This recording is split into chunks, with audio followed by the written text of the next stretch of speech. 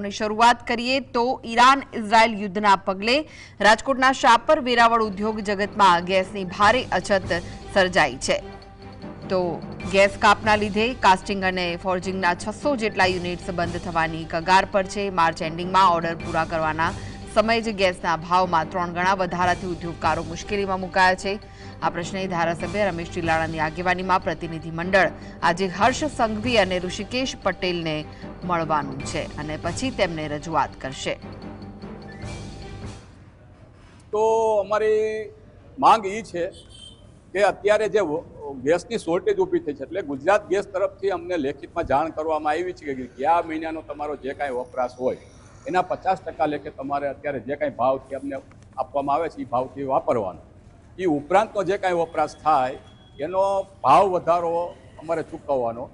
અત્યારે હજી ભાવ વધારો અમને એને આપ્યો નથી, પણ અનઓફિશિયલી અમારી પાસે જે માહિતી છે એ એવી છે કે અત્યારે જે કાંઈ ભાવથી અમને આપવામાં એના 3 ગણો ભાવ વસૂલવામાં આવશે, એટલે એ ખરેખર ઇન્ડસ્ટ્રી માટે પોસિબલ નથી।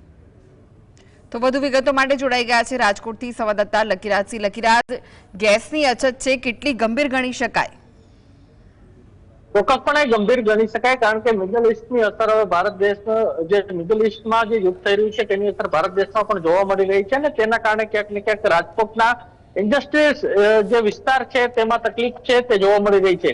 જો વાત કરીએ રાજકોટના સાપર વેરાવળ વિસ્તારની, આ જે સૌથી મોટો જે ઇન્ડસ્ટ્રીયલ વિસ્તાર છે સાપર વેરાવળ, મેટોડા, જીઆઈડીસી, આ તમામ જે ઇન્ડસ્ટ્રીયલ વિસ્તાર છે તે રાજકોટમાં આવેલો છે। રાજકોટ છે તે એન્જિનિયરિંગનું હબ છે। અહીં નાનાથી લઈને મોટા પાર્ટ છે તે બને છે। જે કાસ્ટિંગનું પણ સૌથી મોટું વિશ્વનું હબ છે તે રાજકોટ ગણવામાં આવે છે। ત્યારે મોટા ભાગના કારખાના છે કાસ્ટિંગ અને ફોર્જિંગના તે સાપર વેરાવળ ઇન્ડસ્ટ્રીઝમાં છે। હવે આ ઇન્ડસ્ટ્રીમાં જે ગુજરાત ગેસ દ્વારા જાહેર કરવામાં આવ્યું છે યુદ્ધની પરિસ્થિતિને કારણે જે ગેસમાં કટ ઓફ છે તે કરવામાં આવ્યું છે। ગત મહિને જે ગેસનો વપરાશ છે તે આપવામાં આવ્યો હતો, તેના બદલે હવે 50% જ જે ધંધાર્થીઓને, કારખાના જે માલિકોને જે ગેસ છે તે આપવામાં આવશે। તેના કારણે ક્યાંક ને ક્યાંક માઠી અસર છે તે ઇન્ડસ્ટ્રીયલ વિસ્તારમાં જોવા મળી રહી છે। આજરોજ જે વિસ્તારના જે ધારાસભ્ય છે રમેશભાઈ ટીલારા, તે પોતે ઉદ્યોગપતિ પણ છે, તેની જે આગેવાનીમાં રજૂઆત કરવા સાપર વેરાવળ ઇન્ડસ્ટ્રીયલ એસોસિએશનના પ્રમુખ સહિતનું જે પ્રતિનિધિત્વ જે મંડળ છે તે રાજ્યના ગૃહમંત્રી અને મંત્રી જે ઋષિકેશ પટેલને જે મળવા જશે। એટલે ચોક્કસપણે હવે આવનારા સમયમાં કઈ પ્રકારની જે સરકાર દ્વારા જે નિર્ણય લેવામાં આવશે તેના ઉપર તો સૌ કોઈની નજર છે, પરંતુ જે 50% ગેસ જે ગત મહિના કરતા આ વખતે આપવામાં આવશે ને ત્યારબાદ 50%થી ધંધાર્થીઓ ઉપર જે વપરાશ કરશે તેના 3 ગણા જે ચાર્જીસ છે તે વસૂલવામાં આવશે તેવી વાત છે ગુજરાત ગેસ દ્વારા કરવામાં આવી છે। એટલે ચોક્કસપણે નારાજગી છે તે ધંધાર્થીઓમાં જોવા મળી રહી છે। સાપર વેરાવળ વિસ્તારમાં 2000 જેટલા કારખાનાઓ આવેલા છે, તેમાંથી 600 જેટલા કારખાનાઓમાં ગેસનો ઉપયોગ છે તે કરવામાં આવે છે। એટલે ચોક્કસથી જોવા જાય તો જો જે ગેસમાં કટ ઓફ કરવામાં આવે તો 600 જેટલા જે કારખાના છે તે બંધ થઈ જાય, તે વાતને નકારી ન શકાય। જી લકીરાજ, 50% ગેસ આપવાની વાત થઈ રહી છે, ત્યારે રોજિંદા ઉત્પાદન પર તેની કેટલી અસર થઈ શકે છે?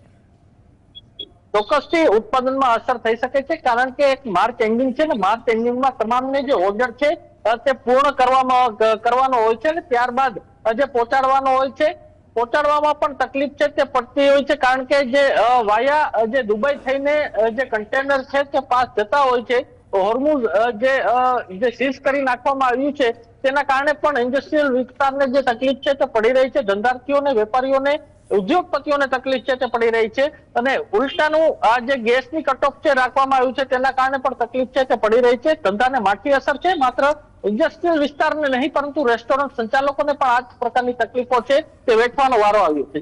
જી લકીરાજ, હર્ષ સંઘવી અને ઋષિકેશ પટેલને આ જે પ્રતિનિધિઓ છે તે મળવાના છે અને કઈ તેમની મુખ્ય માંગ રહેશે તેમની સામે?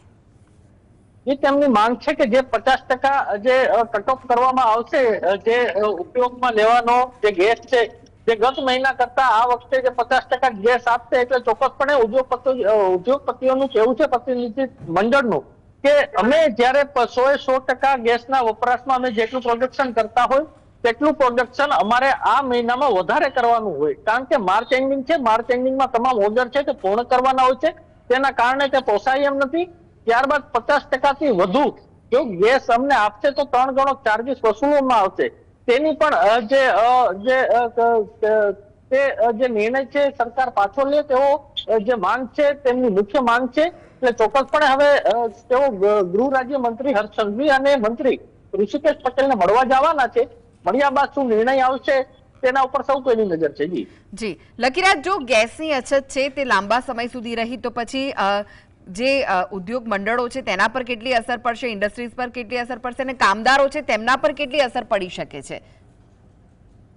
જે આપને જણાવી દઉં કે સૌરાષ્ટ્રનું જે રાજકોટ છે જે માત્ર જે સૌરાષ્ટ્ર જ નથી પરંતુ સમગ્ર વિશ્વમાં તે એન્જિનિયરિંગ હબ છે. તમામ જે ડીઝલ પાર્ટ છે તે રાજકોટથી બને છે, ડિફેન્સના પાર્ટ છે તે પણ રાજકોટથી બને છે, હેલિકોપ્ટરના પાર્ટ છે તે પણ રાજકોટથી બને છે. એટલે ચોક્કસપણે હવે જોવા જશું તો તમામ જે રોજગાર જે જોડાયેલી છે, હજારો લોકો લાખો લોકો છે તે આ કારખાનામાં કામ કરે છે તેના ઉપર પણ માઠી અસર પડશે. તો બીજી તરફ કહી શકાય કે ઉદ્યોગકારોને પણ આના કારણે અસર પડશે. જી જી, આભાર લકીરાજ સમગ્ર માહિતી આપવા.